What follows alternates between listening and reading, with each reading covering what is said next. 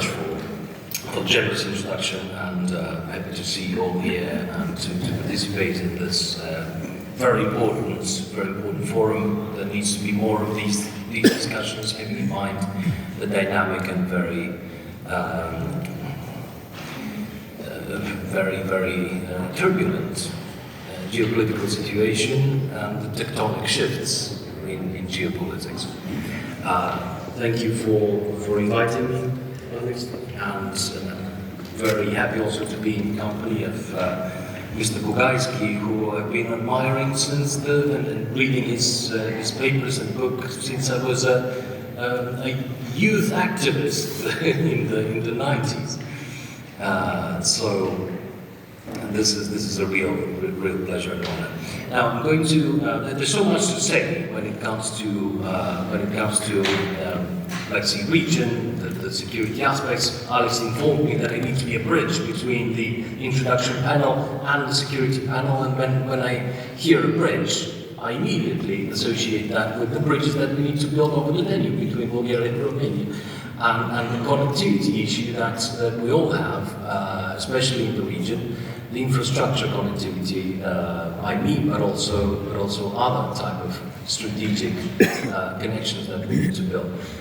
We take a little bit of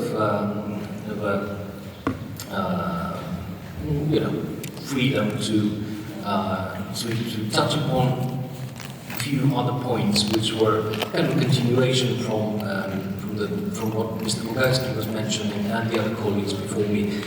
So if we're wondering what's going on right now when it comes to Russia, Washington, and the situation in Ukraine, there's an important element that we need to take into account.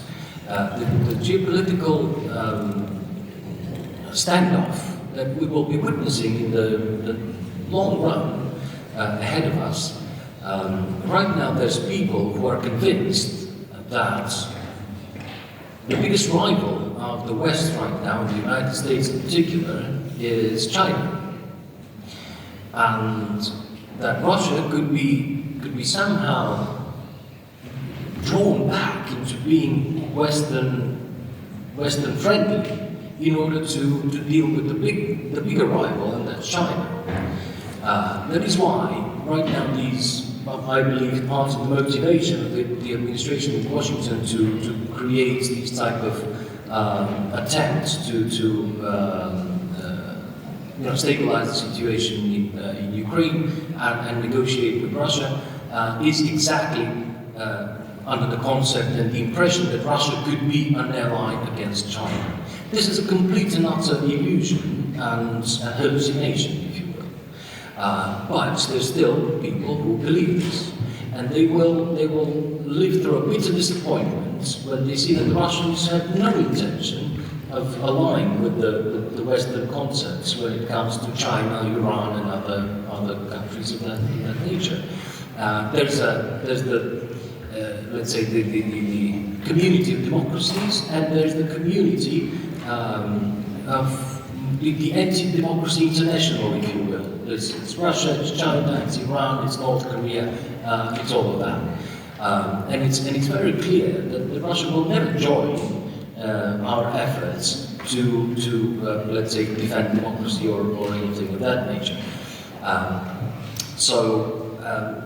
Even if you take a look at the statements yesterday after the phone call between President Trump and President Putin, the US statement includes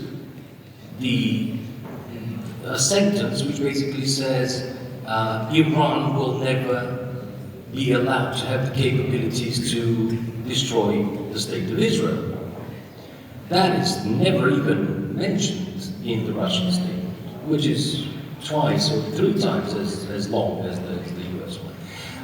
So any time we have the illusion that the Russians could be somehow an ally of the West against the other geopolitical rivals, that is a hallucination and a fantasy, which will bring to a bitter disappointment in the people who believe in it. That's one. Second, we spoke about the NATO enlargement. Now, Romania and Bulgaria were always a package deal somehow when it comes to the different formats of the European Union or NATO, and I'm actually happy that that's the case, because we've helped each other for quite a while.